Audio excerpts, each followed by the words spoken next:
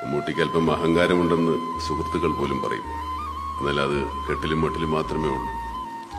ഉള്ളൊന്ന് ചികഞ്ഞാൽ ഞാൻ നിങ്ങളെപ്പോലെ സ്നേഹവും വാത്സല്യവും കാരുണ്യവും വികാരവും വായ്പവും ഒക്കെ ഉള്ള ഒരു സാധാരണ വ്യക്തിയാണ്. എന്റെ ജീവിതത്തിലെ ഏറ്റവും ധന്യമായ മുഹൂർത്തമാണിത്. ചികിത്സിക്കാൻ അർഹതയില്ലെങ്കിലും എനിക്ക് ഡോക്ടറേറ്റ് പദവി ലഭിക്കുമ്പോൾ അതിന് സാക്ഷ്യം വഹിക്കാൻ എന്റെ ബാപ്പ ജീവിച്ചിരിപ്പില്ല എന്ന ദുഃഖം മാത്രമാണ് ഈ വേളയിൽ എന്നെ അലോസരപ്പെടുന്നത്. ഞാനൊരു ഡോക്ടറാവണമെന്ന് എന്റെ ബാപ്പ ആഗ്രഹിച്ചിരുന്നതാണ്. അതിനായി പ്രീ ഡിഗ്രിക്ക് എന്നെ കൊണ്ട് 2ാം ഗ്രൂപ്പ് പഠിപ്പിക്കുകയും ചെയ്തു.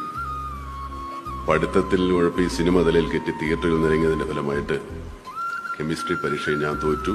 അങ്ങനെ എന്റെ ബാപ്പയുടെ ഡോക്ടർ സ്വപ്നം തകർന്നു.